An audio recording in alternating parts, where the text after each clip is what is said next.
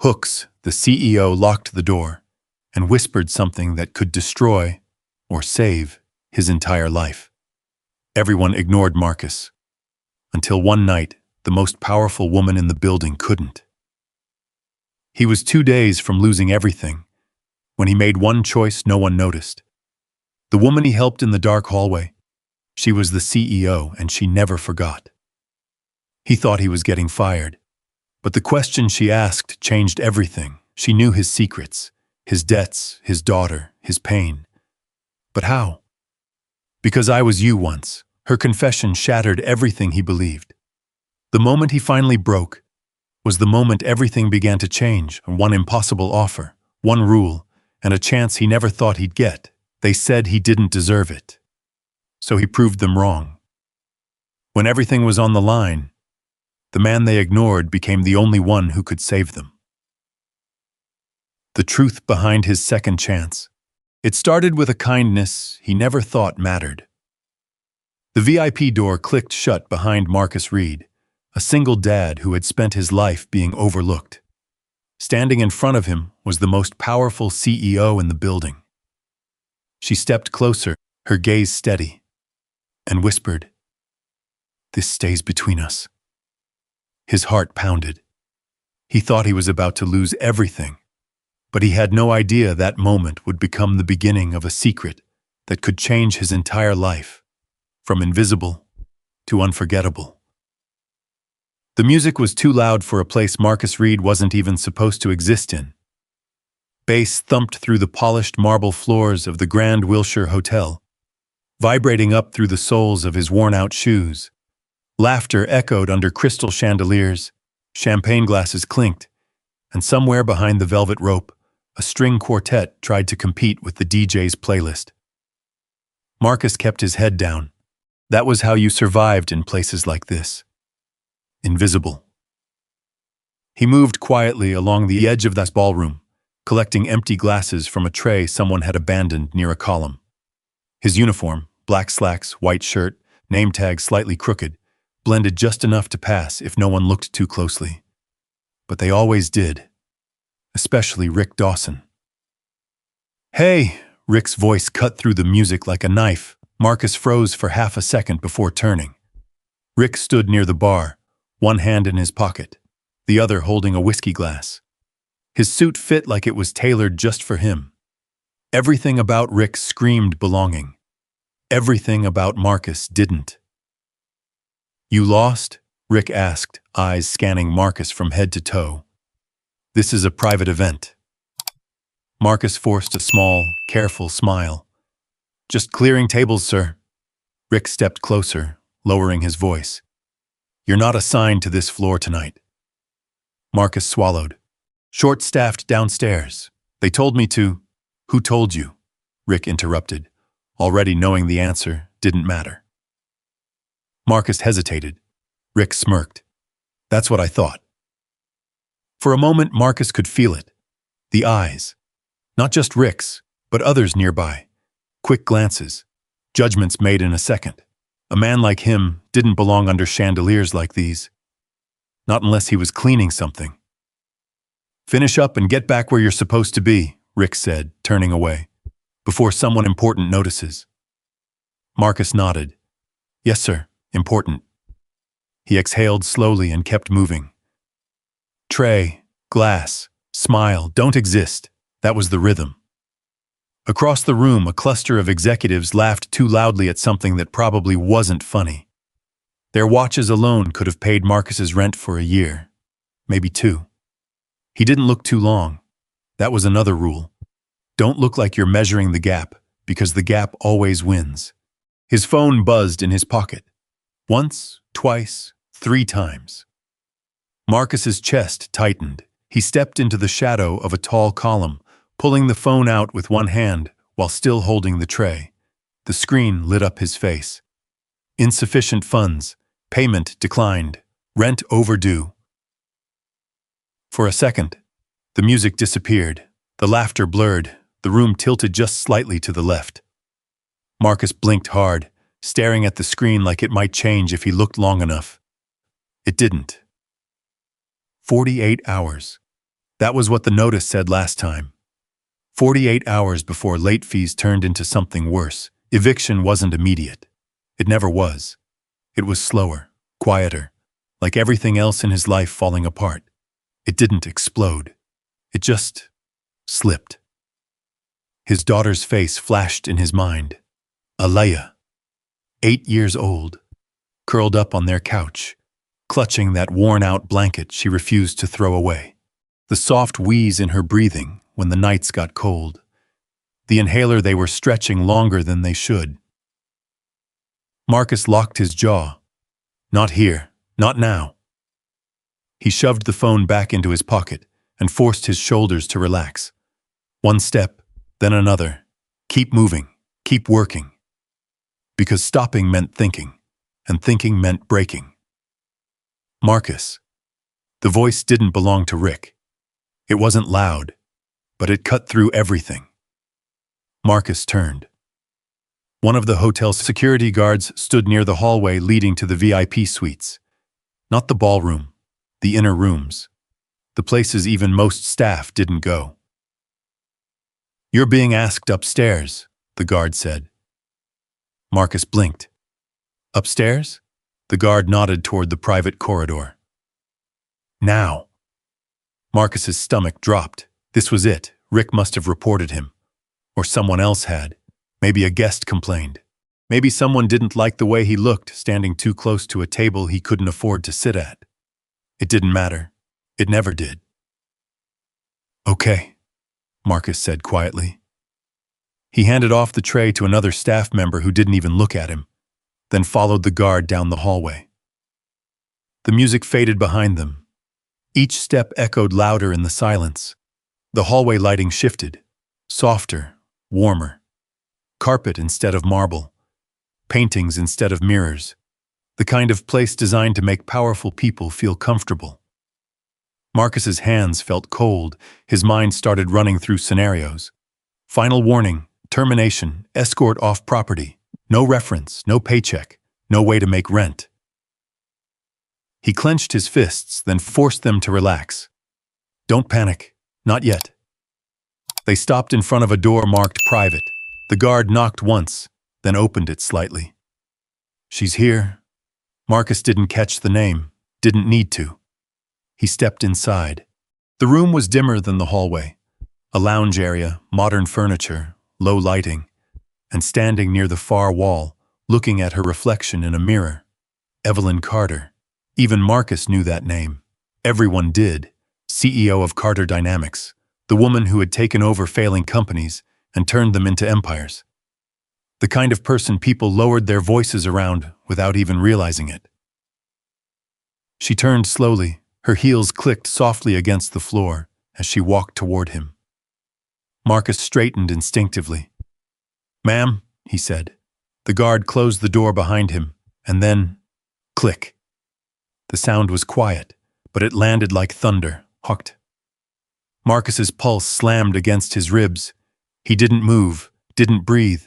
Evelyn stopped a few feet away from him. Up close, she didn't look like the photos in magazines. She looked sharper, colder, more real. Her eyes weren't scanning him like Rick's had. They were studying him, like she was trying to solve something. Marcus swallowed. "Is there?" he started. She raised a hand. "Not aggressive, just final, don't," she said softly. Her voice wasn't loud, but it carried weight. Marcus closed his mouth. The silence stretched. He could hear his own heartbeat. The faint hum of the building. Distant music bleeding through walls that were too expensive to let sound escape.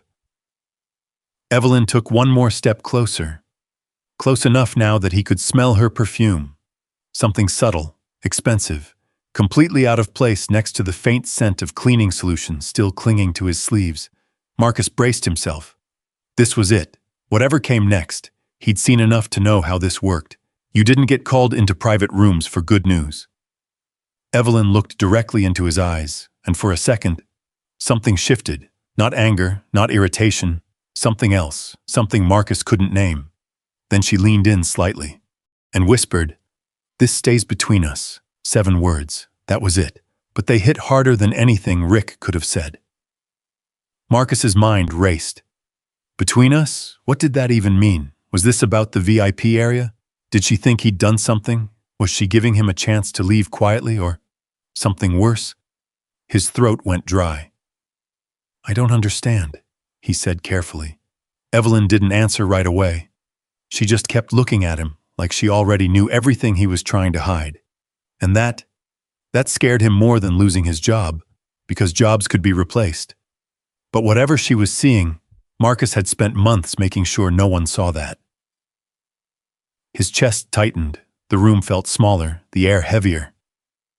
Evelyn finally spoke again, but instead of explaining, she asked a question.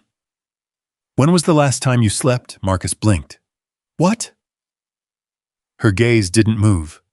8 hours, she clarified. When was the last time? The question didn't make sense. Not here. Not now. Not from her. Marcus shook his head slightly. I don't see how that. Answer the question. There was no anger in her voice, but there was no room to refuse. Marcus hesitated. Then quietly, I don't remember. The silence that followed felt different, less sharp, more intentional. Evelyn nodded once, like he had just confirmed something. Marcus's stomach twisted. This wasn't a firing, it wasn't a warning, it wasn't anything he understood. And somehow, that was worse, because now he had no idea what he was about to lose, or what she already knew. The question hung in the air like something fragile, like if Marcus moved too fast, it would shatter.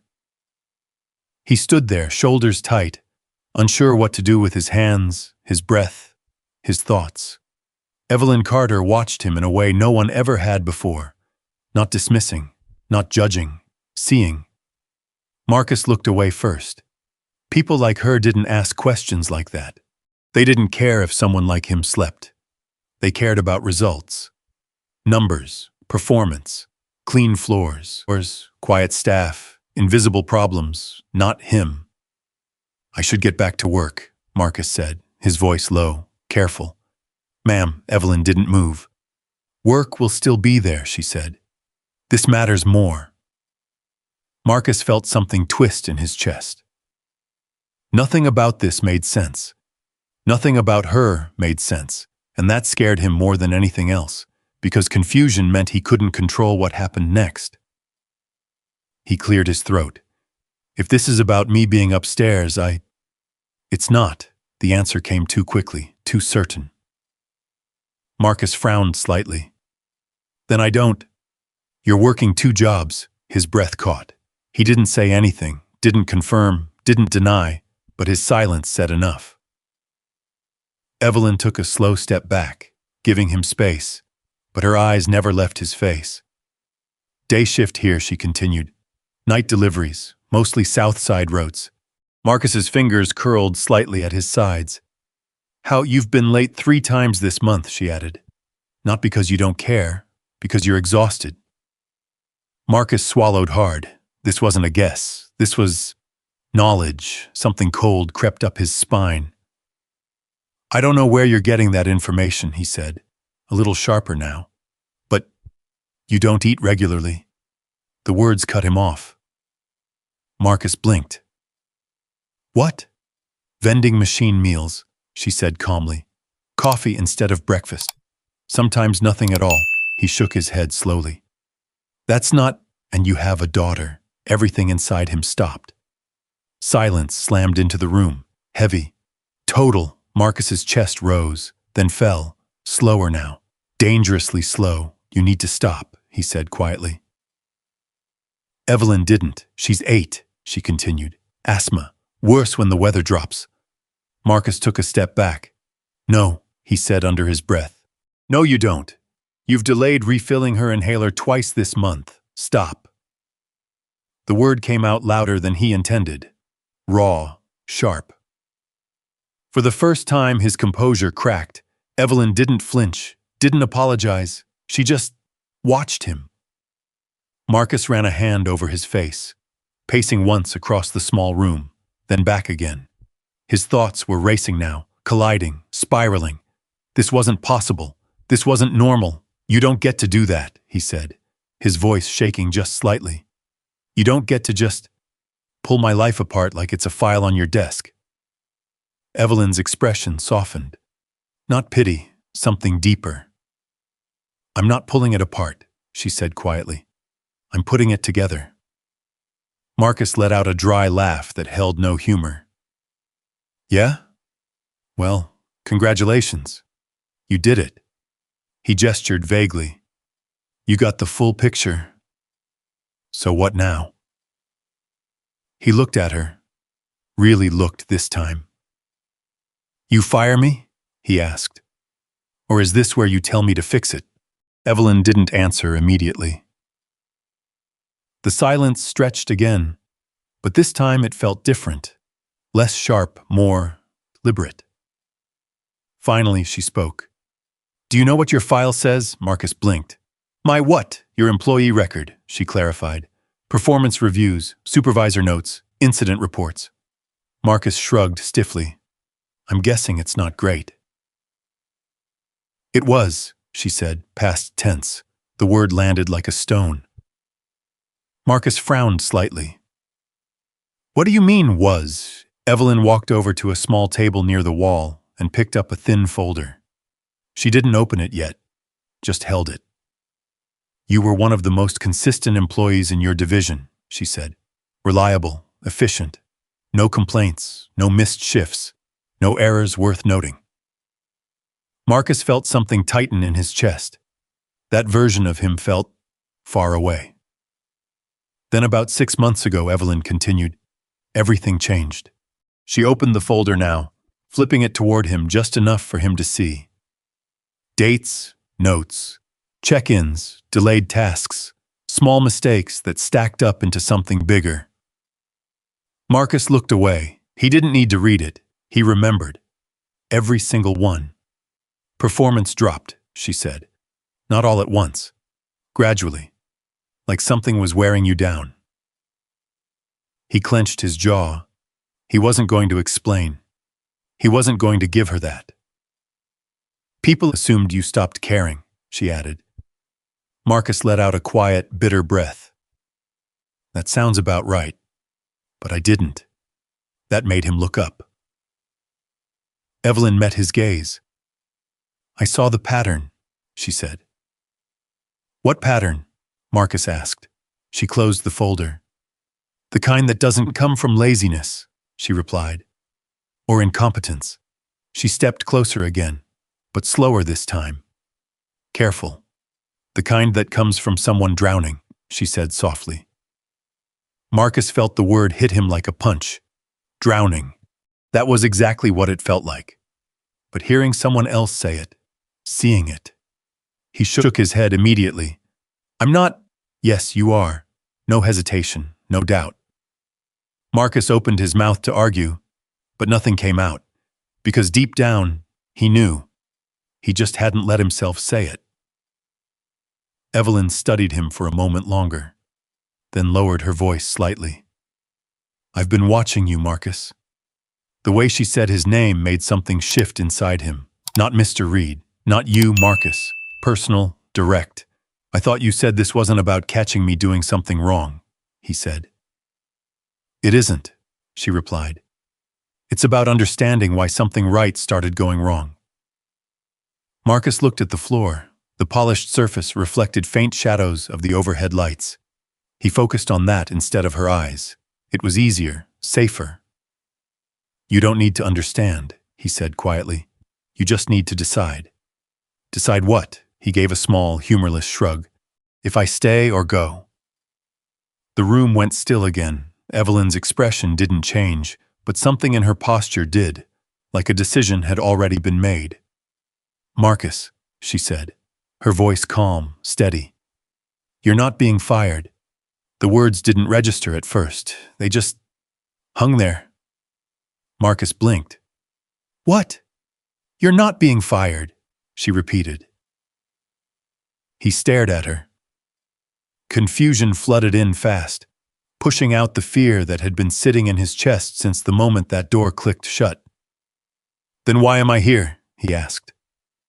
Evelyn didn't answer right away. She took a breath, and for the first time since he walked in, something changed in her eyes. Not control, not calculation, memory. "I know exactly what you're going through," she said quietly. Marcus frowned. "You don't know anything about me." Evelyn held his gaze, and then, very softly, "Yes, I do." The way she said it made the room feel smaller, closer, like whatever came next was going to change something. Marcus felt it. That shift, that moment right before something breaks open. His pulse started climbing again. Not from fear this time, from something else, something he couldn't name yet. "What do you mean?" he asked. Evelyn didn't look away. Her voice dropped just enough that it felt like a secret. "Because 8 years ago," she paused, just long enough for the silence to pull tight. "I was you." Marcus's breath caught, and for the first time since he walked into that room, he realized this wasn't the end of something. It was the beginning. But beginnings didn't always feel like hope. Sometimes, they felt like standing on the edge of something you couldn't see the bottom of. Marcus stared at Evelyn, searching her face for anything that made sense. "You were me?" he repeated slowly. The words didn't fit, not with her, not with the polished heels, the controlled posture, the quiet authority that seemed to bend the room around her. Evelyn gave a small nod. "For a long time," she said. Marcus shook his head almost immediately. "No, I don't think you understand what I'm dealing with." "I do," she replied. "You can't," he said, sharper now. "You don't know what it's like to lose everything?" The question cut him off. Clean, precise, Marcus's jaw tightened. Evelyn stepped closer, her voice steady but quieter now, like she was peeling something back layer by layer. "I was engaged," she said. "We had a house, a plan, a future that made sense." Marcus didn't move, didn't interrupt. Something in her tone made it impossible. "Then it collapsed," she continued. Not slowly, all at once. The room felt still again, heavy. Marcus watched her carefully now. This wasn't performance. This wasn't a CEO speech. There was something raw under the surface. "My fiancé made decisions I didn't know about," she said. "Financial ones, legal ones. When everything came out, it took him down." She paused, "And it took me with him." Marcus's breath slowed. Despite himself, he listened. "The house was in both our names," she said. "The debts were in both our names. The fallout didn't care who knew what." Marcus looked down at his hands. That part felt familiar, too familiar. "I went from stable to scrambling overnight," Evelyn continued. "Bills I couldn't cover, lawyers, reputation damage, every door I thought I had, closing." Marcus swallowed. Images flashed in his mind. The rent notice, the bank alerts, Aaliyah's inhaler sitting on the counter. Empty. "You had options," Marcus said quietly. "People like you always do." Evelyn shook her head. "Not the ones that matter," she replied. He frowned slightly. "I kept working," she went on. "Longer hours, less sleep, trying to fix everything at once." Her voice dipped just slightly, trying to outrun the collapse. Marcus felt something in his chest tighten. That part hit too close. "That doesn't work," she added softly. "No," Marcus muttered under his breath. "It doesn't." The words slipped out before he could stop them. Evelyn noticed. Of course she did. "You start cutting corners," she said. "Skipping meals, skipping rest, convincing yourself it's temporary." Marcus didn't look up, because that was exactly what he'd been telling himself. Temporary. Just get through this week, then the next, then the next. And eventually, Evelyn continued, your body gives out before your problems do. Marcus's throat went dry. The memory hit him out of nowhere. Last week, falling asleep on the bus, missing his stop, waking up disoriented 2 blocks away from where he needed to be. That wasn't normal, but it had become normal. I ended up in the hospital, Evelyn said. Marcus looked up. You? Yes, the word was simple, but it carried weight. Stress, she explained. Exhaustion. My body just stopped cooperating. She held his gaze. I thought I was strong enough to push through it. Marcus exhaled slowly. Turns out, she added, strength doesn't mean much when you're running on empty. Silence settled between them again. But this time it wasn't uncomfortable. It was shared. Marcus shifted slightly, leaning back against the wall behind him without realizing it. You don't look like someone who almost lost everything, he said after a moment. Evelyn let out a faint breath that might have been a laugh. People don't, she said. Not after they rebuild. Rebuild, the word lingered.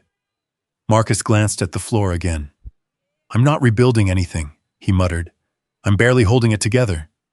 Evelyn didn't argue, didn't correct him. She just asked, how long has it been? Marcus frowned. What? Since everything started slipping. He hesitated, then shrugged. Few months. Evelyn shook her head slightly. Longer. Marcus's jaw tightened. You don't know that. I do, she said calmly. Because it doesn't start when things fall apart. She paused. It starts when something changes. Marcus didn't answer because she was right, and he hated that she was right. His mind drifted. 6 months ago, the apartment felt different then, warmer, fuller. Alea laughing at something on TV while her mom stood in the kitchen, talking about groceries, bills, plans, simple things, normal things. Then one day, boxes, silence, half the savings gone, and everything else slowly following. Marcus blinked hard, forcing the memory away. I don't see how any of this matters, he said, his voice tighter now. You said I'm not fired. So what is this? Evelyn studied him for a long moment, like she was deciding how much to say, or how much he was ready to hear. Finally, this, she said, is me giving you a chance I almost didn't get. Marcus frowned. What does that mean? Evelyn stepped towards the table again, picking up the folder she'd set aside earlier. She didn't hand it to him yet, just held it. I had someone intervene, she said. Before everything collapsed completely, Marcus crossed his arms slightly. And they didn't wait until I failed. Her eyes met his again. They stepped in while I was still pretending I was fine. Marcus felt that land. Hard, because pretending was all he'd been doing. Every day, every shift, every forced, I'm good, when someone asked. They saw the pattern, Evelyn continued, the same one I see in you. Marcus let out a quiet breath. You keep saying that, he muttered, because it's true. The room felt smaller again, closer, like something was building toward a moment Marcus couldn't avoid. His pulse picked up. Okay, he said slowly. Let's say you're right. He looked directly at her now. What happens next? Evelyn didn't answer immediately. She opened the folder, flipped it once, then looked back up at him. What happens next, she said quietly, is entirely up to you. Marcus's brow furrowed. What does that mean? Evelyn took one step closer, close enough that the space between them felt intentional. Focused. You can walk out of here, she said. Go back to work. Keep doing exactly what you've been doing. Her voice stayed calm, neutral, but you already know where that leads. Marcus's stomach tightened, because he did. He absolutely did. She continued, you can stop pretending. The words hung in the air, simple, but heavier than anything else she'd said. Marcus's throat felt tight. What does that even look like? He asked quietly. Evelyn didn't hesitate this time. It looks like telling the truth, she said. About what? About how bad it actually is. Marcus laughed once, short, empty. You want the truth? He asked. Evelyn didn't blink. Yes, Marcus stared at her. Really stared this time. And for a moment, he almost said it. Almost let it all spill out. The rent, the money, the fear, the nights he lay awake counting numbers that never added up. The way his daughter looked at him sometimes, like she trusted him to fix things he couldn't fix. His chest tightened, words rose, then stopped, because saying it out loud would make it real, and if it was real, he couldn't pretend anymore. Marcus looked away, shook his head slightly. I'm fine, he said. The lie came out automatically, reflex, safe. Evelyn didn't react right away, didn't argue, didn't call him out. She just watched him. And somehow, that was worse, because it felt like she was waiting, not for the truth, but for him to be ready to say it. The silence stretched, seconds, then longer. Marcus's jaw tightened again. He could feel the pressure building inside him, the same pressure he'd been carrying for months, and suddenly, it felt like it had nowhere left to go. His phone buzzed again, loud in the quiet room. Marcus froze. Slowly, he pulled it out. Another alert, same message, overdraft warning. His fingers tightened around the phone. Evelyn's eyes flicked down, then back up. She didn't ask, didn't need to. Marcus stared at the screen for one long second, then something inside him cracked. Not loudly, not dramatically, just enough. Enough for the truth to slip through. And once it started, he wasn't sure he could stop it. Marcus stared at the phone in his hand, the glowing screen reflecting in his tired eyes. Overdraft warning. The words blurred for a second before snapping back into focus. He let out a breath that wasn't really a breath, more like something breaking loose from his chest. I've got $12, he said. The words came out flat, stripped of pride, stripped of anything but truth. Evelyn didn't interrupt, didn't react. Marcus kept going. My rent bounced tonight, he added, his voice quieter now. I've got maybe 2 days before they start sending notices. He laughed under his breath. A hollow sound. 3 if I'm lucky.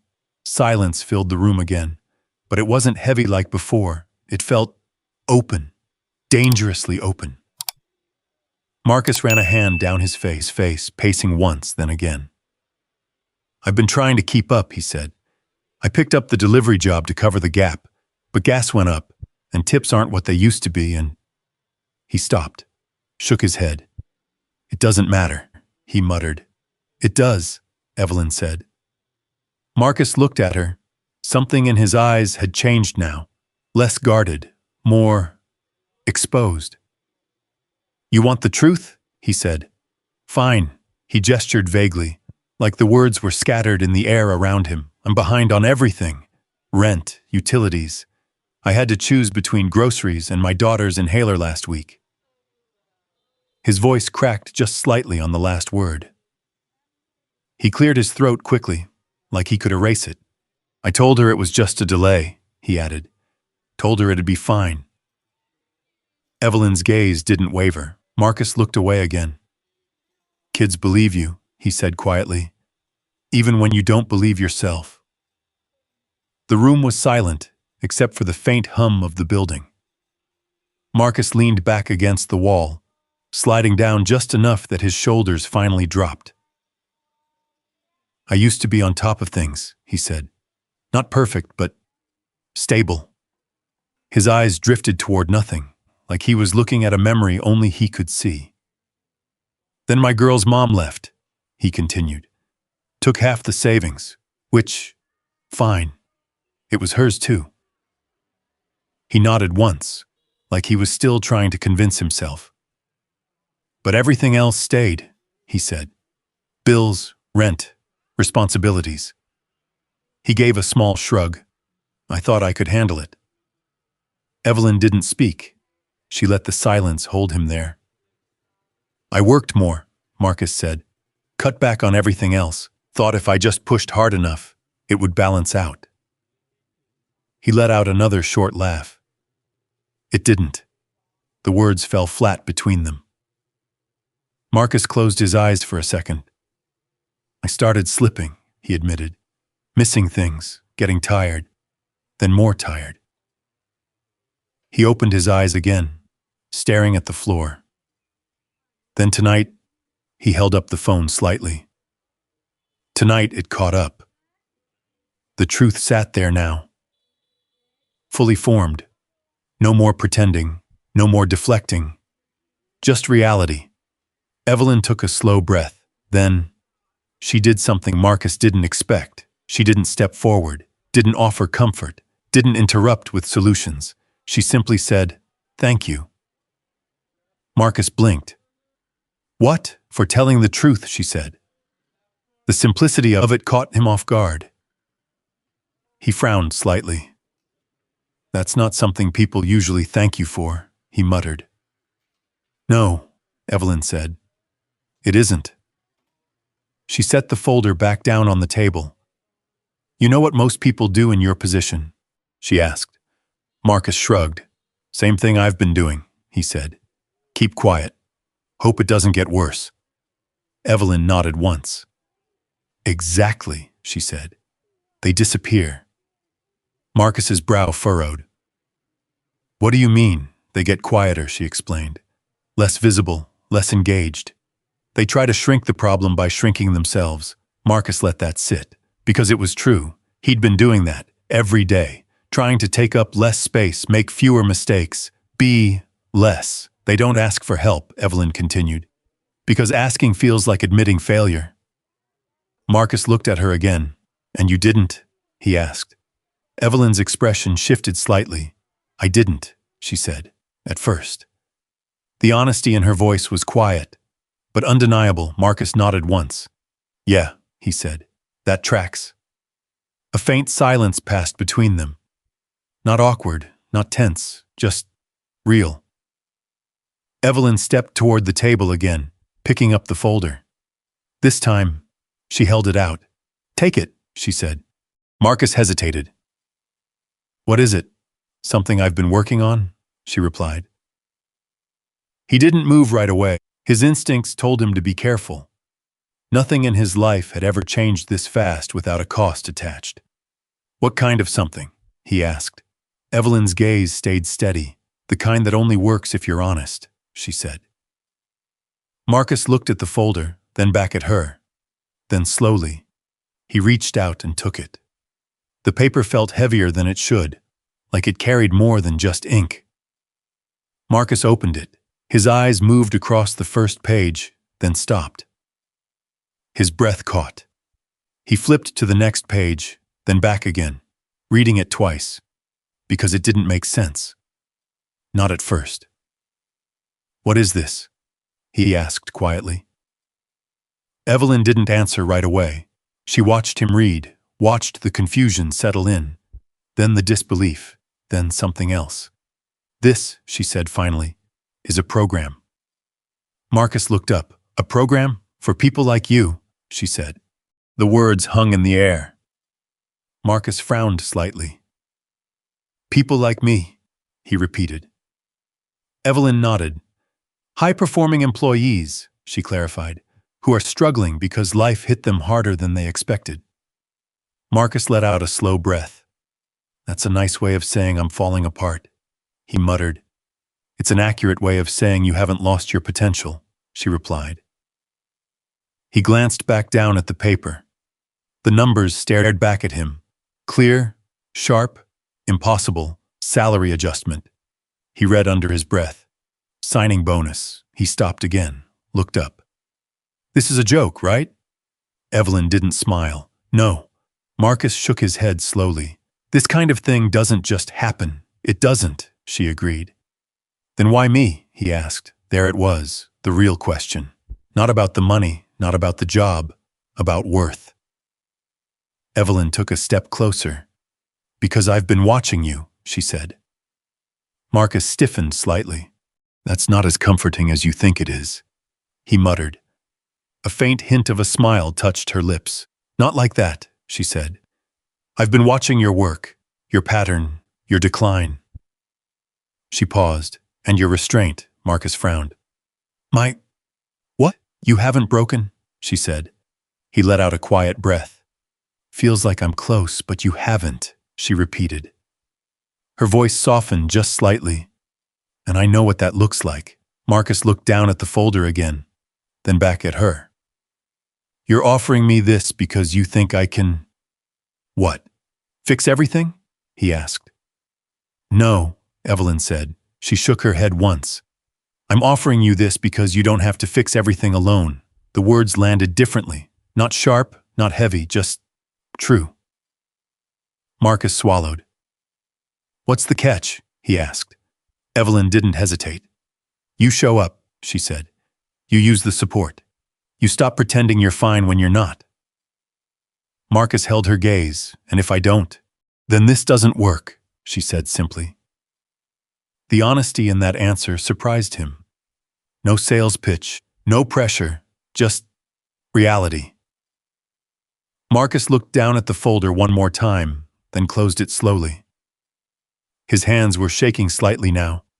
Not from fear, from something else, something unfamiliar.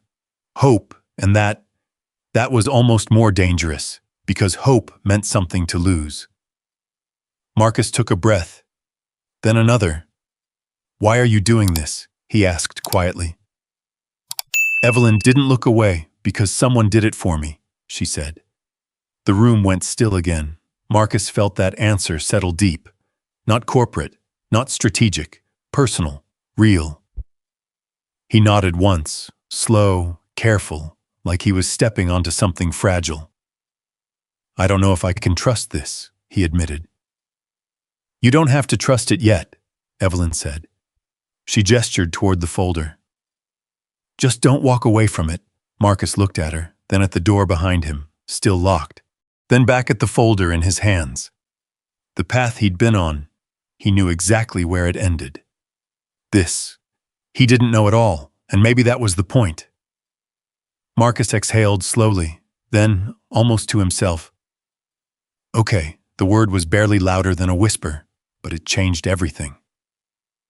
For a moment, Marcus just stood there, the folder still in his hands, like it might disappear if he blinked too hard. The room felt different now, not smaller, not tighter, just unfamiliar, like the ground beneath his feet had shifted without warning. Evelyn watched him carefully, not rushing, not pushing, the kind of patience Marcus wasn't used to receiving. He cleared his throat, trying to steady himself. "So, what happens now?" he asked. Evelyn glanced toward the door, then back at him. "Now," she said, "you walk out of here like nothing happened." Marcus frowned. "Nothing happened?" he repeated. Her expression didn't change. "This stays between us," she said again, softer this time, but firmer. The words landed differently now. Not threatening, protective. Marcus looked down at the folder, then back up. "And them?" he asked, nodding toward the hallway beyond the locked door. Evelyn followed his glance. "They don't need to know," she said. Marcus let out a slow breath. That part at least made sense. In his world, attention wasn't protection. It was exposure, and exposure usually meant trouble. Evelyn stepped toward the door, unlocking it with a quiet click. Before she opened it, she paused. "Marcus," she said. He looked up. "You don't owe me anything," she added. "But you do owe yourself a chance." Then she opened the door. The noise of the party rushed back in all at once. Laughter, clinking glasses, the distant hum of music echoing through polished hallways.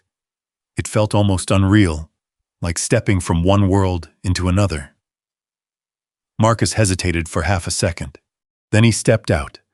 The hallway lights seemed too bright, too sharp, every sound louder than before. And then, eyes. They were on him immediately. 2 security guards stood near the corner, their posture stiffening as soon as they saw him walk out of the VIP restroom. Rick Dawson stood a few feet away, arms crossed, a smirk already forming like he'd been waiting for this exact moment. "Well, well," Rick said, loud enough for anyone nearby to hear. "Took you long enough." Marcus felt his grip tighten on the folder. He kept his face neutral, didn't react. Rick stepped closer, lowering his voice just enough to sound personal, but not enough to hide the edge. "What did you break this time?" he asked. Mark didn't answer, didn't give him anything. Rick glanced at the folder in Marcus's hands. "That's rich," he said. "You stealing paperwork now too?" A couple of nearby employees chuckled quietly. Marcus felt it, that familiar heat crawling up his neck, the same one he'd swallowed 100 times before. He forced himself to breathe, slow, controlled. "Just doing my job," Marcus said calmly. Rick let out a short laugh. "Your job doesn't include being in places you're not allowed," he snapped. The words hit harder than they should have, because they weren't just about the room. They never were. Before Marcus could respond, the restroom door opened behind him, and everything changed. Evelyn Carter stepped out. The hallway went quiet, not completely, but enough. Enough for people to notice. Enough for Rick's smirk to falter just slightly. Evelyn adjusted her sleeve, her expression composed, unreadable. She glanced once at Marcus, then at Rick. "Is there a problem?" she asked. Her voice wasn't loud. It didn't need to be. Rick straightened immediately. "No, ma'am," he said. "Just making sure everything's secure." Evelyn's gaze lingered on him for a second longer than necessary. Then, she nodded once. "Good," she said. She didn't explain, didn't clarify, didn't defend Marcus. She simply walked past them. And that silence, spoke louder than anything she could have said. Rick watched her go, his jaw tightening. Then he turned back to Marcus, his eyes sharper now. "What did you say to her?" he demanded under his breath. Marcus met his gaze. For the first time that night, he didn't feel small. "Nothing you'd understand," Marcus said quietly. Rick's expression darkened. "You think this changes anything?" he muttered. Marcus didn't answer, because he didn't know. Not yet. He stepped past Rick, walking down the hallway, the folder still tucked under his arm. Each step felt strange, unfamiliar, like he was walking through the same building, but not as the same person. Behind him, the whispers started. Low, speculative, curious. What was that about? Why was he in there? Did she say anything? Marcus kept walking, didn't turn around, didn't slow down. He moved through the service corridor, past the bright marble floors into the quieter, dimmer back halls where the noise of the party faded into a distant echo. This was his space, the place no one paid attention to, the place he knew. He leaned against the wall for a second once he was alone, closed his eyes, and let the moment settle. His heart was still racing, but it wasn't just fear anymore. It was something else, something unfamiliar. He opened his eyes and looked down at the folder again. Still there, still real. He flipped it open just slightly. The numbers were still the same, didn't change, didn't disappear. He closed it again quickly, like he wasn't ready to look too long, because if he did, if he really let himself believe it, then everything would change, and change was dangerous. A door slammed somewhere down the hall, snapping him back. Marcus pushed off the wall. There was still the shift to finish, still floors to clean, still trash to take out. Life didn't pause just because something unexpected happened. He moved back into motion. Cart rolling behind him, mop bucket sloshing lightly as he pushed it across the tile. But something had shifted, even in the way he walked. The weight wasn't gone, but it wasn't crushing him the same way. Not tonight, not yet. Later, much later, Marcus stepped out of the building into the cold night air. The city stretched out in front of him, lights flickering against the dark sky, cars passing in slow streams of red and white. He pulled his jacket tighter around himself. The folder was still tucked under his arm. He hadn't let it go once, not even for a second. Across the street, a bus rumbled past, the brakes hissing as it pulled to a stop. Marcus watched it for a moment, then looked down at his phone. Dollars, same as before, but somehow, it didn't feel the same. He took a slow breath, then started walking. Back toward the part of the city where the lights dimmed, where sidewalks cracked, where people like him blended into the background. But tonight, for the first time in a long time, he didn't feel invisible, and that scared him. Because being seen meant something.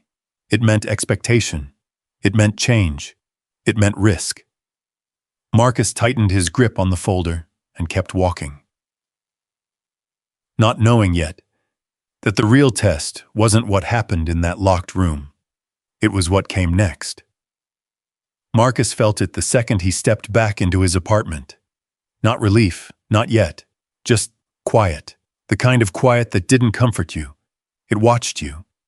The place was small. One room, a narrow kitchen tucked into the corner, a couch that had seen better years, and a mattress on the floor near the window where his daughter slept.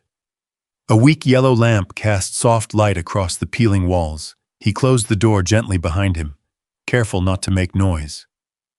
On the mattress, Lila stirred slightly, 8 years old, too thin for her age. Her breathing came in soft, uneven rhythms, the faint wheeze of asthma rising and falling like a broken lullaby. Marcus stood there for a moment, just watching her. This was real. This was why he kept going, why he swallowed every insult, why he took every extra shift, why he kept choosing kindness when the world gave him nothing back. He stepped out of his shoes quietly and moved closer, crouching beside her. Her inhaler sat on the crate beside the bed, half empty. Again. He picked it up, turning it in his hand, the plastic worn smooth. Soon, he whispered under his breath. He wasn't sure if he was promising her or himself. Marcus stood and walked to the small table near the window. He placed the folder down carefully, like it might break, or vanish, or expose him. For a long moment, he didn't open it, didn't touch it, just stared. Because once he looked again, once he believed it, there would be no going back. He finally exhaled and flipped it open. The numbers stared back at him. Still the same, still impossible. Salary, bonus, health coverage.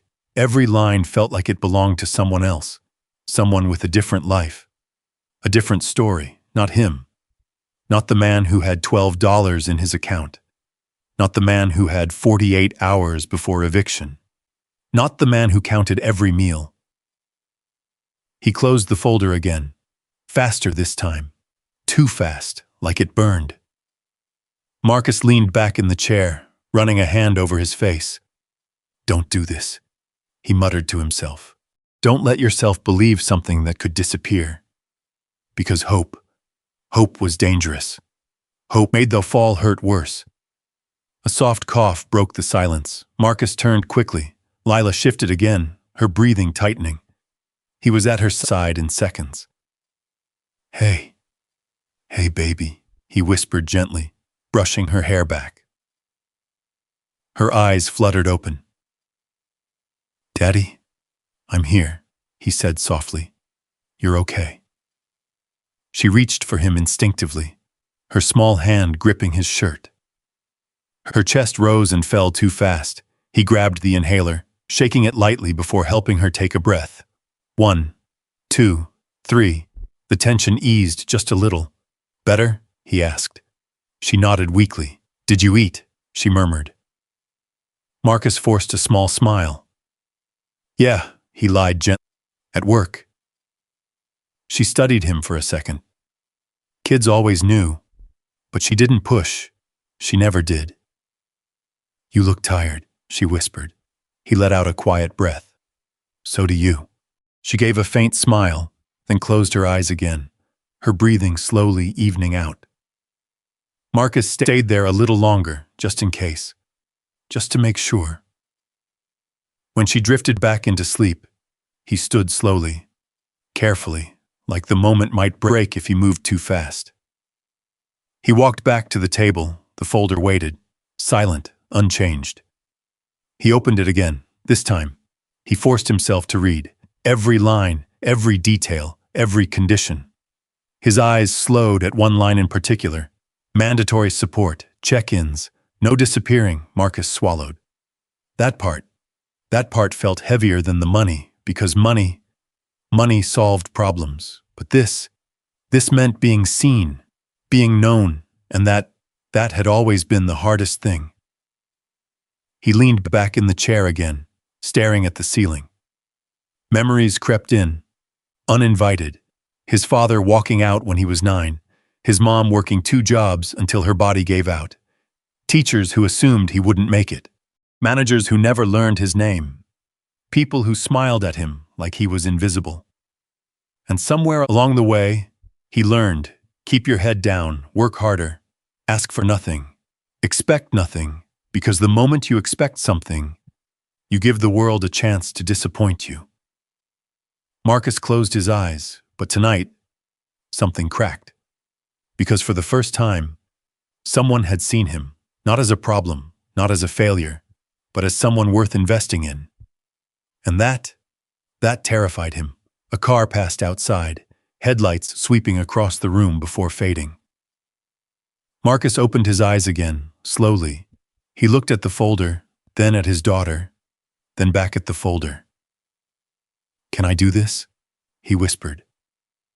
No one answered. The room stayed quiet, but something inside him shifted. Not confidence, not yet, just a question turning into a possibility. He reached for his phone, opened his bank app. Saw 1237 still there, still real. But now, it wasn't the whole story.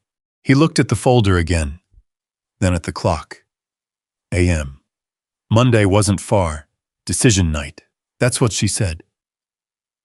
Marcus sat there for a long time, thinking, doubting, replaying every second in that bathroom. Her voice, her eyes, the way she didn't look at him like everyone else did.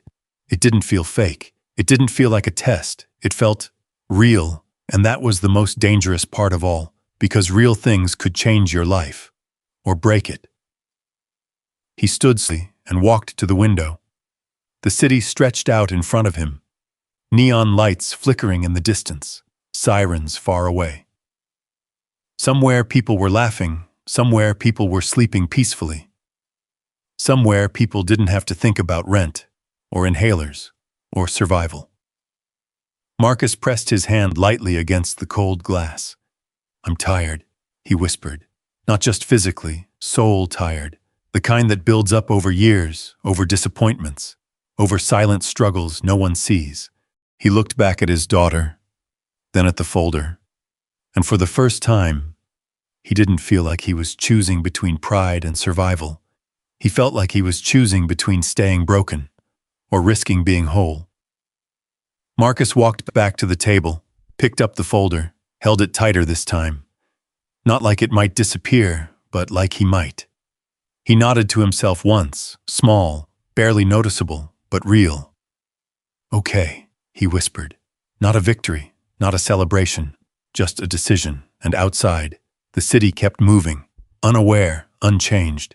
But inside that small apartment, everything had already begun to shift, and Marcus Reed was finally starting to believe that maybe, just maybe, he wasn't meant to stay invisible forever. Morning came too fast. A pale gray light slipped through the cracked blinds, cutting across the small apartment in thin, quiet lines.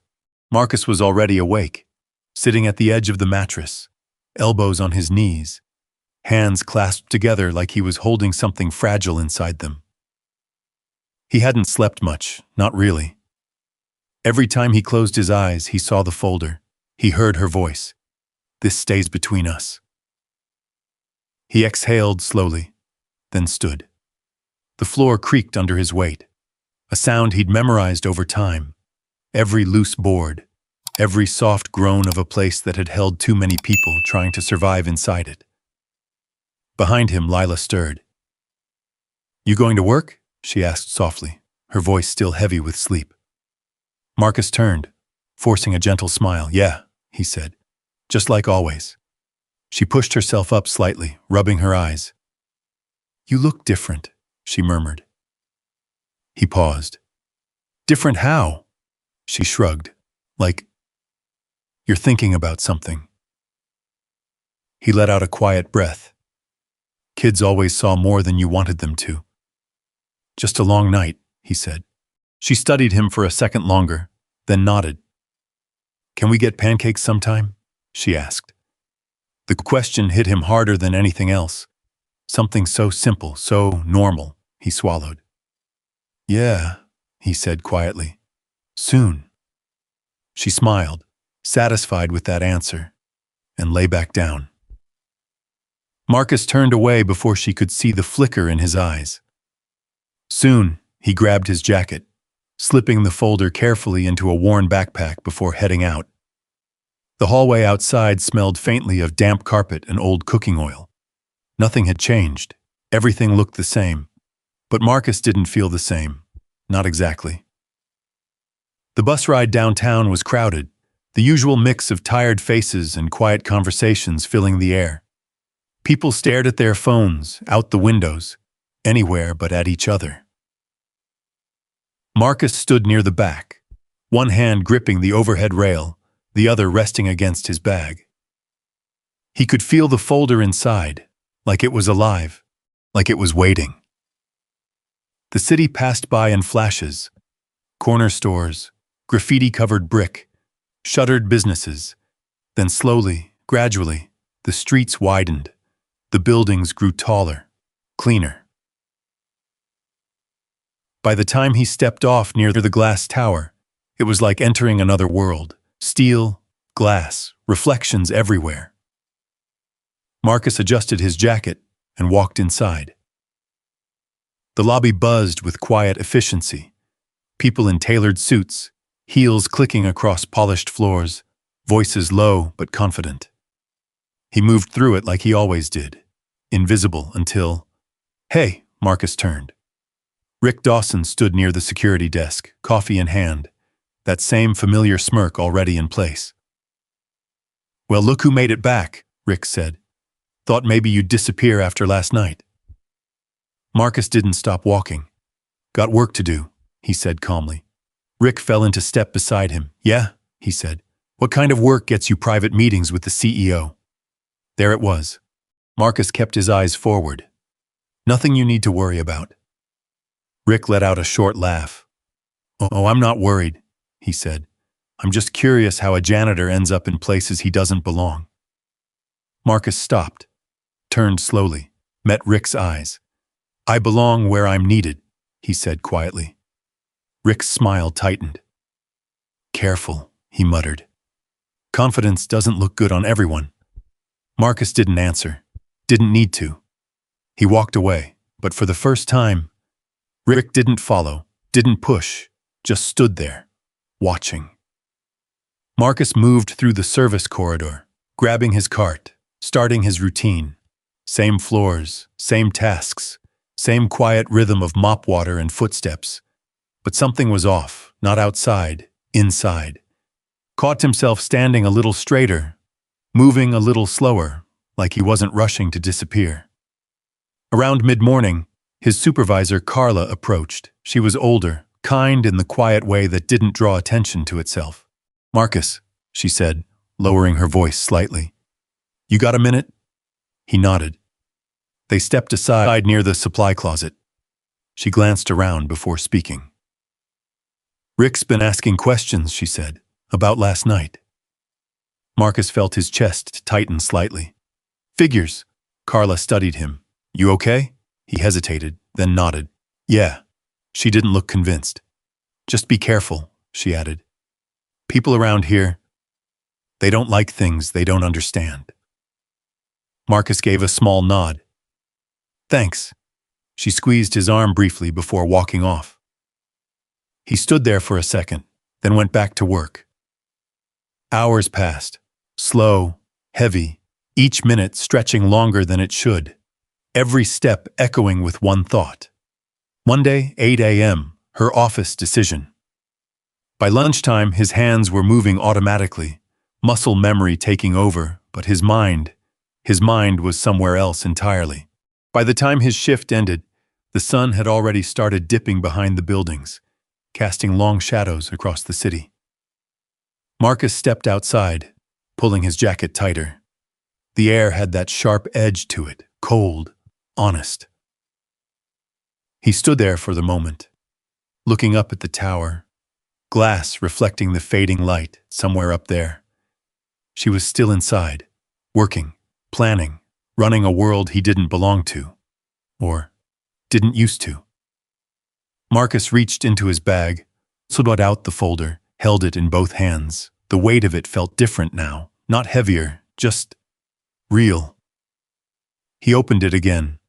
One more time, not to check the numbers, not to question, but to understand. His eyes moved slowly across the pages, taking it in, letting it settle, and this time, he didn't close it right away. He let himself sit with it, with the possibility, with the fear, with the hope, because now, it wasn't just about survival anymore. It was about what came after. Marcus closed the folder gently, slipped it back into his bag, then looked up at the building one last time. His reflection stared back at him in the glass. Same man, same face, but something behind his eyes had changed. Something steady, something quiet, something that hadn't been there before. He turned, started walking, toward home, toward his daughter, toward whatever came next. And for the first time, he wasn't just bracing for impact, he was stepping into it. Monday morning came with a weight Marcus couldn't shake. The sky hung low over Chicago, heavy clouds pressing down on the city like something waiting to fall. The air smelled like rain, cold and sharp, slipping through the cracks of his jacket as he walked his daughter to the bus stop. Lila held his hand tighter than usual. "You okay?" she asked, looking up at him.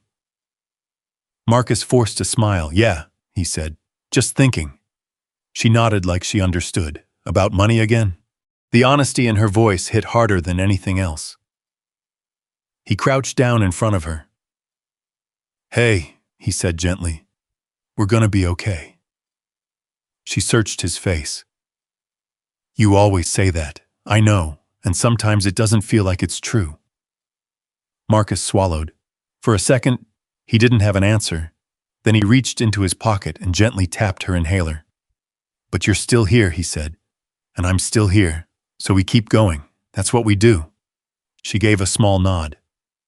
"Okay." The bus pulled up with a hiss of brakes. Marcus kissed her forehead. "I'll see you tonight." "Don't be late," she said. "I won't." He watched her climb on, take a seat by the window. She pressed her hand against the glass, and he mirrored it on the outside. Then the bus pulled away, and just like that, he was alone again. Marcus stood there for a moment longer than necessary. Then he turned and headed toward the glass tower. Every step felt heavier than the last, not because he didn't know what he was going to do, but because now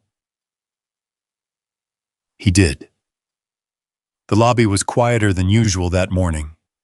Early, clean, almost too perfect. Marcus moved through it slowly, his reflection following him in every polished surface. Today felt different, not like a shift, not like a routine, like a decision. He stepped into the elevator, watched the numbers climb. His hand tightened slightly around the strap of his bag. Inside, the folder waited. When the doors opened, the executive floor greeted him with silence. Thick carpet, muted lighting, glass walls that reflected everything back at you. He didn't belong here, not according to anyone else, but today, he walked forward anyway. Reception looked up as he approached, a woman in a tailored suit, her expression neutral but her eyes sharp. "Can I help you?" she asked. Marcus nodded. "I have a meeting with Ms. Carter," he said. Her eyebrows lifted just slightly. "Name?" "Marcus Reed." She typed something quickly, then paused, looked at him again. This time differently, not dismissive, not confused, just surprised. "She's expecting you," she said finally. Marcus nodded. "Thank you." She gestured toward the hallway. "Last door on the right." He walked down the corridor slowly, each step echoing in the quiet. Every instinct in his body told him to turn around, to go back to what he knew, to stay invisible, safe. But he didn't. He reached the door, knocked once. "Come in." Her voice was calm, steady. Marcus opened the door. Evelyn Carter stood by the window, the city stretching out behind her like a backdrop to something larger than either of them. She turned as he stepped in. Her eyes found him immediately and held. "You came," she said. Marcus nodded. "I said I would." A faint smile touched her lips. Most people don't. He didn't know how to answer that, so he didn't. She gestured toward the chair. "Sit." He did, carefully, like the room itself might judge him. Evelyn moved back behind her desk, sat, folded her hands. For a moment, neither of them spoke. The silence wasn't awkward. It was deliberate. Then, "Did you read everything?" she asked.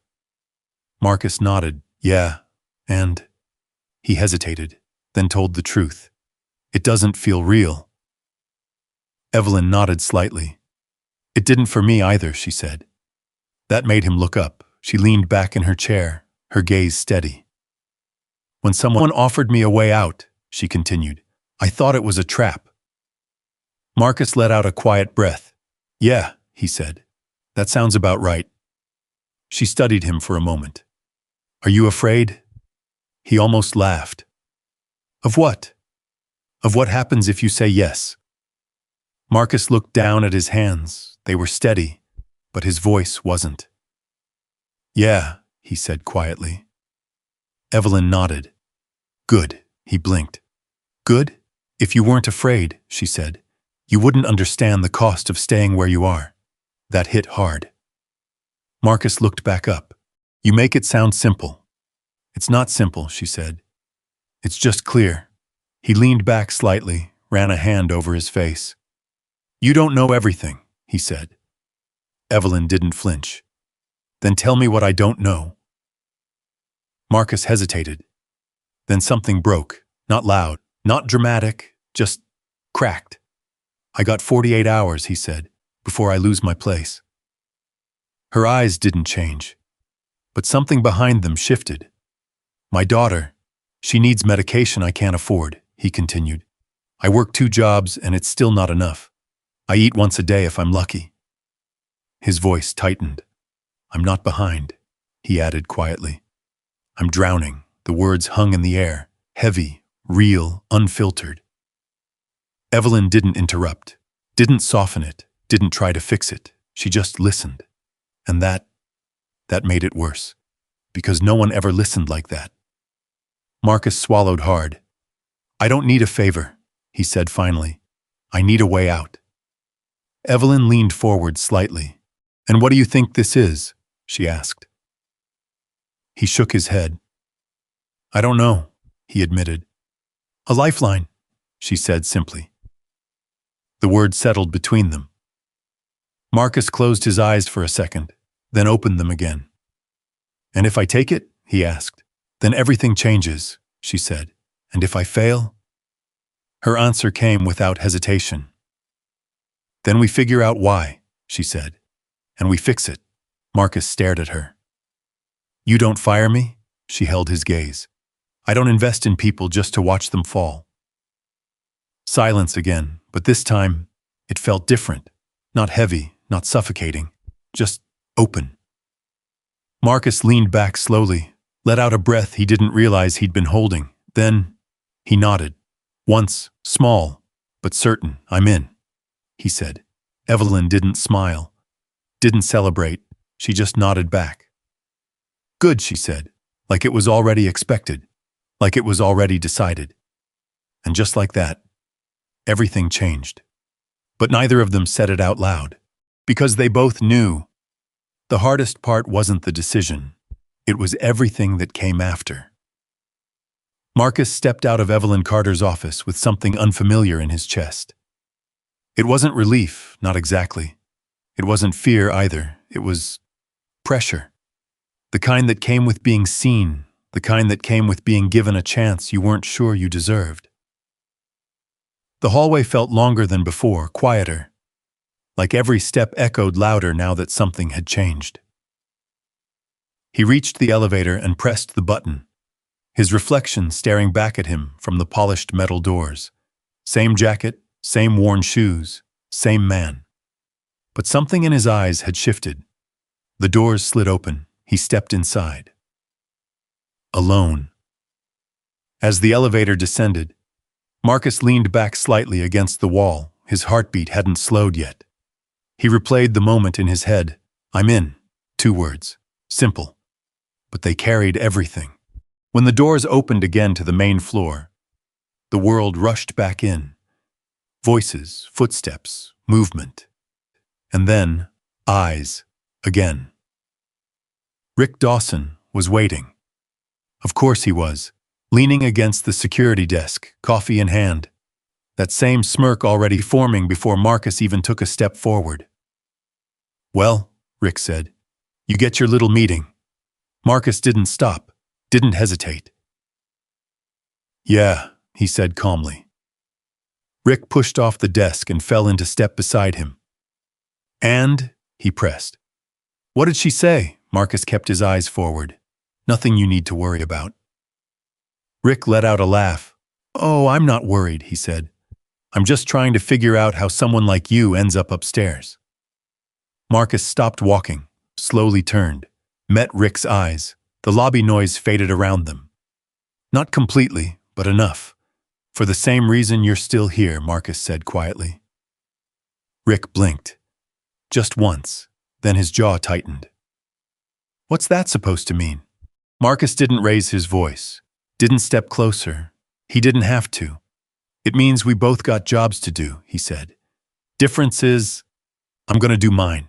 And then, he walked away. Rick didn't follow this time. Didn't laugh, didn't say anything. Marcus felt it. The shift, small, but real. He moved through the building with a different pace now. Not faster, not slower, just steady, like he wasn't rushing to stay out of sight. His shift passed in a blur. Tasks done, floors cleaned, trash emptied. But his mind stayed locked on one thing, Wednesday, deposit. Everything hinged on that. By late afternoon, Marcus stepped outside into the cold air again. The sky had darkened, clouds heavier now, rain threatening. He pulled his jacket tighter and started walking. Home wasn't far, but tonight, he didn't take the usual shortcut. Instead, he stopped at a small grocery store on the corner, the kind with flickering lights and narrow aisles. He stood just inside the door for a moment, looking, thinking. Then he reached into his pocket, pulled it out his phone, opened his bank app. 1237, same number, same reality. He exhaled slowly, then grabbed a small carton of milk. A loaf of bread, nothing more. At the register, the cashier barely looked at him. Didn't need to. He paid, left, same as always. But as he stepped back onto the street, something tugged at him. Across the parking lot, a figure sat near the edge of the sidewalk, an older man, wrapped in a thin coat that wasn't enough for the cold. Head down. Still. Marcus hesitated. Just for a second. Then he walked over. Hey, he said softly. The man looked up slowly, eyes tired, guarded. Marcus held out the bag. It's not much, he said. But it'll help. The man stared at it, then at Marcus. You sure? He asked. Marcus nodded. Yeah.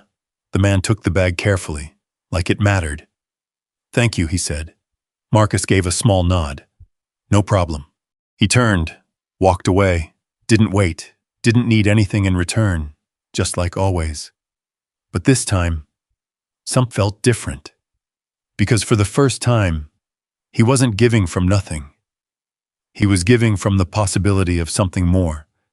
The walk home felt shorter, lighter, even with the cold biting at his face. When he opened the door to his apartment, Lila was already sitting up. "You're late," she said. Marcus smiled faintly, only a little. He set the bag down. She looked at it, then at him. "You got milk?" "Yeah." Her eyes lit up. "Really? Really?" She smiled, and just like that. The room felt warmer. Marcus sat beside her, watched her take a sip, watched her relax, and for a moment, everything else faded. The stress, the fear, the waiting. All of it. "Daddy?" she said quietly. "Yeah?" "You still thinking about something?" Marcus leaned back slightly, looked at her, then nodded. "Yeah," he said. "Is it good or bad?" He thought about that, about the meeting, about the offer, about the risk. Then he gave a small, honest smile. "I think," he said slowly, "it might be both."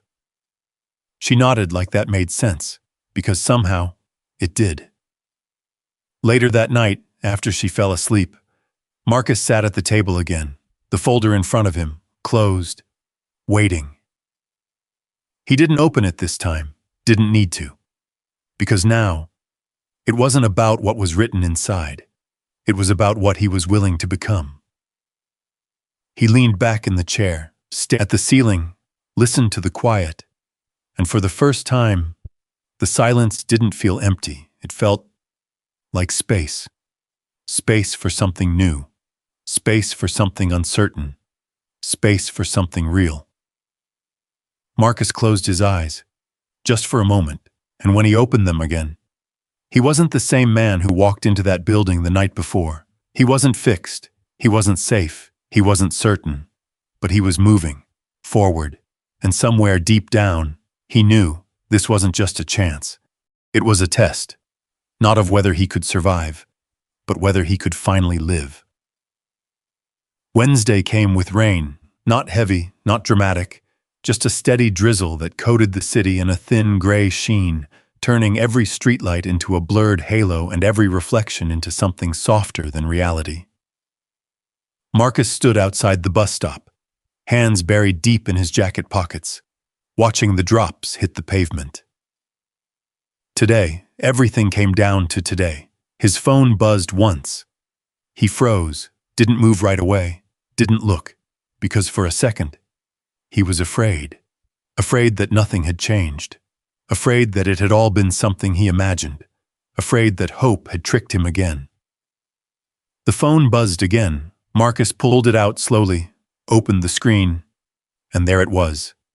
Deposit, $10,000. His breath caught. The world around him went quiet. Not literally. Cars still passed. Rain still fell. People still moved. But inside, everything stopped. He stared at the number.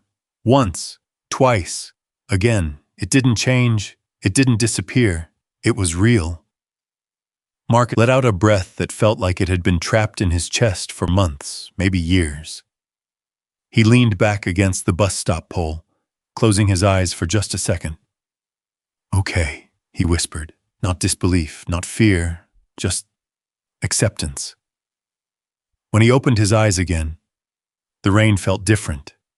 Colder, sharper, more real, because now he could feel it without it breaking him. The first thing he did wasn't go to work. It wasn't call anyone. It wasn't celebrate. He walked straight to the pharmacy. The small bell above the door chimed as he stepped inside, the sterile smell of medicine and cleaning supplies filling the air. The pharmacist looked up. Marcus stepped forward, pulling the prescription slip from his pocket. "For my daughter," he said. The woman took it, glanced at the system, then paused. "It's going to be—" "I know," Marcus said quietly. He reached for his card. This time, he didn't hesitate. The machine beeped, Approved, simple, effortless. Marcus swallowed hard. That one sound, that small, quiet confirmation, meant everything. He took the bag carefully. "Thank you," he said. And this time it felt different. Not like a transaction, like a step forward. When he got to work later that morning, the building felt the same. But the way people looked at him, that had changed. Whispers followed him through the lobby. Quick glances, half-turned conversations that stopped when he passed. Marcus kept his head level, didn't react, didn't shrink, but he felt it. Rick Dawson stood near the elevators again. Of course he did. Watching, waiting. Marcus walked past him without stopping. "Must be nice," Rick said under his breath. Marcus slowed. "Just enough." "Must be what?" he asked. Rick stepped closer. "Getting special treatment," he said. Skipping the line, Marcus met his gaze. "There was no line," he said calmly. Rick laughed. "Yeah? That what you tell yourself?" Mark didn't answer, didn't need to. He walked away again, but this time, the whispers got louder. "Did you hear? He met with her. Something's going on. He doesn't belong up there." The words followed him through the corridors like shadows, familiar, sharp, but different now, because for the first time, they didn't define him. They just existed. By midday, Marcus found himself standing in a place he'd never been before. Not the lobby, not the service halls, but an office, small, simple, but clean. His name wasn't on the door yet, but it would be. He stepped inside slowly, ran his hand along the desk, the surface smooth, unmarked, untouched, a blank space for him. The door opened behind him. Evelyn Carter stepped in. Her presence filled the room without effort. "You're late," she said. Marcus gave a faint smile. Had something to take care of. She studied him for a moment, then nodded. "Good." Her eyes flicked to the empty desk. "Get used to this," she added. "It's yours now." Marcus looked around again. Still unreal, still unfamiliar. "People are talking," he said quietly. Evelyn didn't react. They always do. They think I didn't earn it. That made her pause. She stepped closer, looked him directly in the eyes. "Then prove them wrong," she said. Simple, clear, no comfort, no excuses. Marcus nodded slowly. "Okay." Evelyn held his gaze for a second longer, then turned toward the door. "One more thing," she said. He looked up. "This isn't charity," she added, "so don't treat it like it is." Marcus straightened slightly. "I won't." She nodded once, then left. The door closed behind her with a quiet click. Marcus stood there alone. In the room, in the moment, in the shift. Outside, the whispers continued. Inside, something else began. He walked to the desk, set his bag down, opened it, pulled out the folder. This time, he didn't hesitate. He placed it flat on the surface, looked at it, not like a lifeline, not like a miracle, but like a contract, a promise, a responsibility. Marcus exhaled slowly, then pulled out a chair, sat down, and for the first time, he didn't feel like he was borrowing space. He felt like he had something to build. But he also knew this was just the beginning, because getting a chance, that was one thing. Keeping it, proving it, that was something else entirely. And somewhere in the building, Rick Dawson was already waiting for him to fail. Marcus felt it, not in a loud way, not in a direct confrontation, but in the silence between conversations. The pauses when he entered a room. The looks that lingered just a second too long. The building hadn't changed. The people hadn't changed. Only his position had. And that made everything harder, because now they were watching, waiting, judging. The first few days passed like walking a tightrope. Every move Marcus made felt like it carried weight. Emails he'd never written before. Systems he had to learn quickly. Meetings where people spoke in polished tones, throwing around numbers and strategies like they were second nature. He listened more than he spoke, observed more than he acted, because he understood something most of them didn't. This wasn't just about doing well, it was about not giving them a reason to push him back down. Rick made sure of that. Every chance he got, passing comments in hallways. "Well, look at that," he'd say just loud enough. "Guess anyone can move up these days, or hope you're keeping up.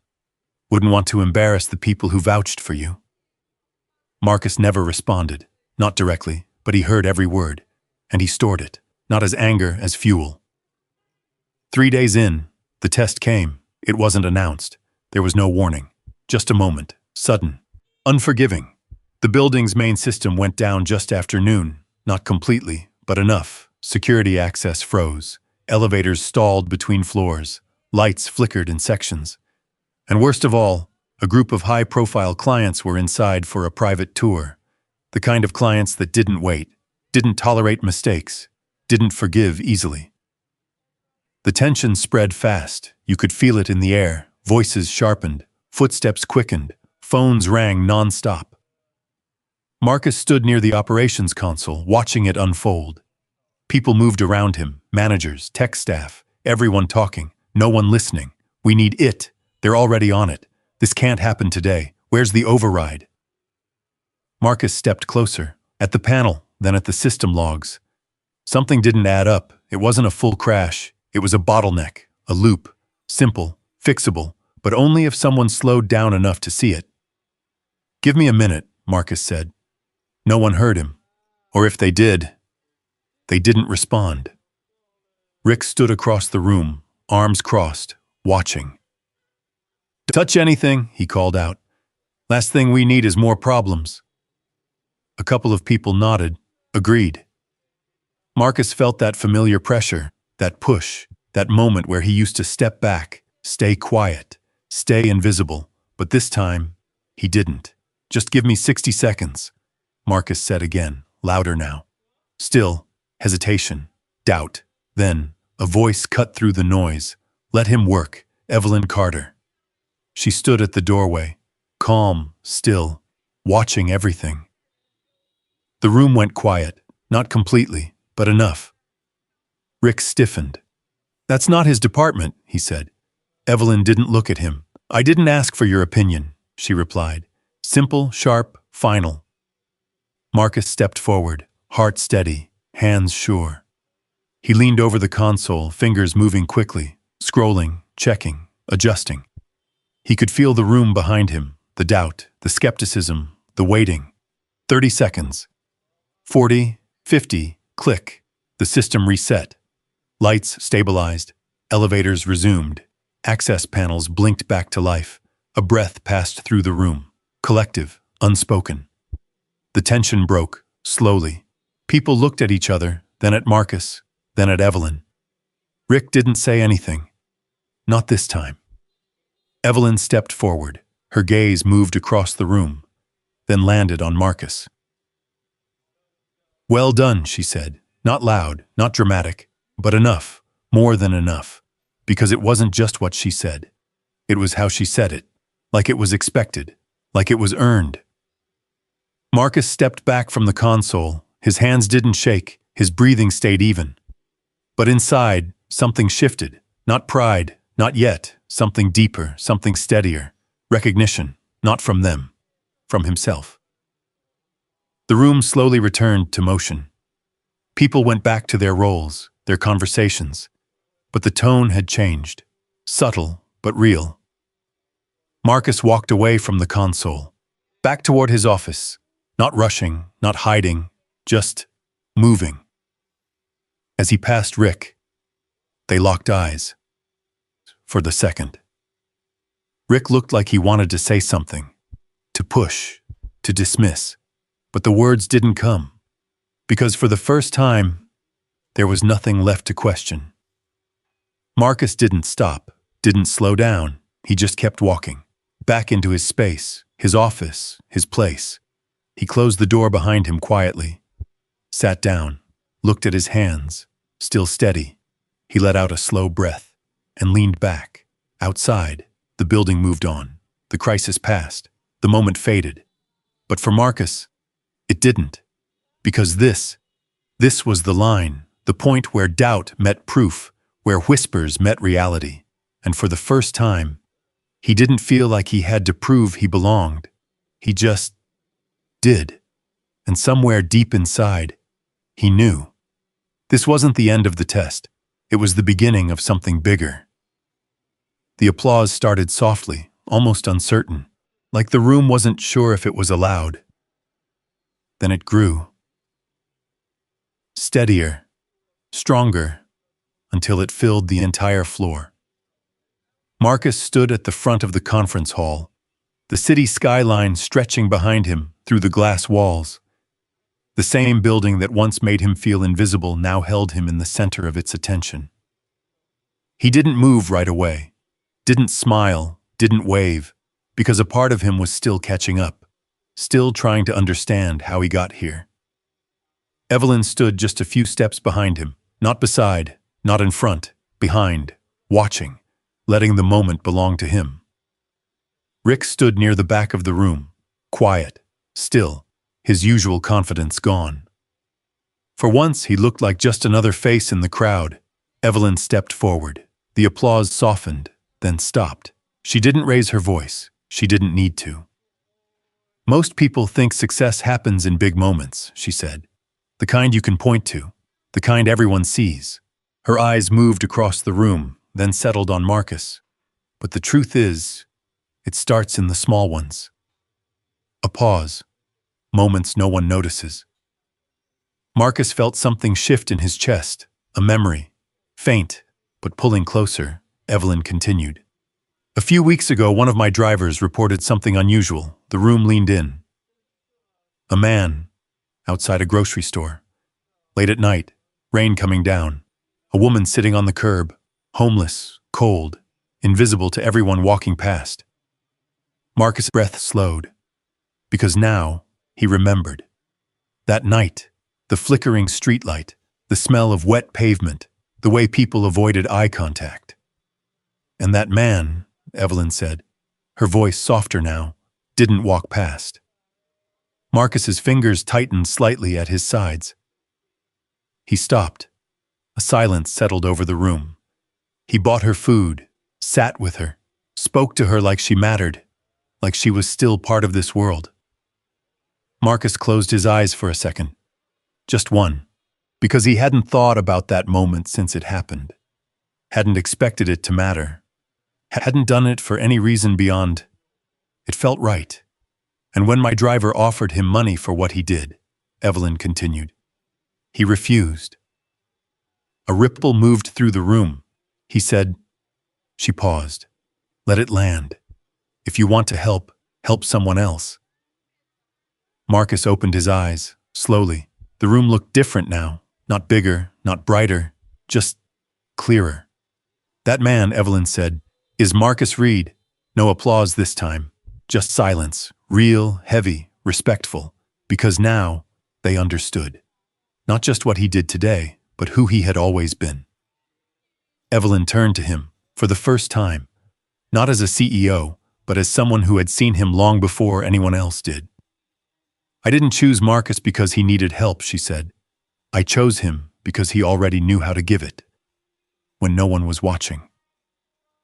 Marcus felt something rise in his chest, not emotion he could name.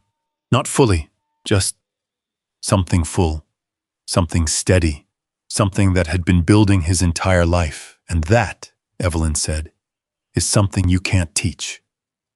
She stepped back. The room stayed quiet. No one rushed to speak. No one filled the space, because there was nothing left to add.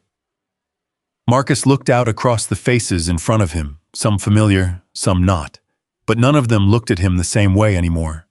Not invisible, not temporary, not lucky. Seen finally. He stepped forward. Just one step, not to make a speech, not to claim anything, just to stand there, present, real, grounded. The applause came again, but this time, it felt different, not like noise, not like pressure, like acknowledgement. nodded once, small, grateful. Then he stepped back. Evelyn gave him a quiet look.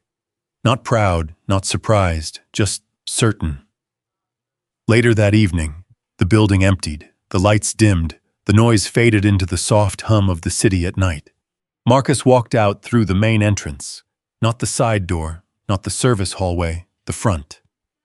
The glass doors opened automatically. For him, the air outside was cool, clean. He stood there for a moment, taking it in. Across the street, a young man sat on this curb, head down, shoulders heavy, a backpack at his feet. People passed him by, same as always, same as before. Marcus watched, for a second, two, then he crossed the street, slow, steady, no hesitation. He walked up and sat beside the man. Didn't ask questions right away. Didn't rush, just sat. The young man looked over, surprised, guarded.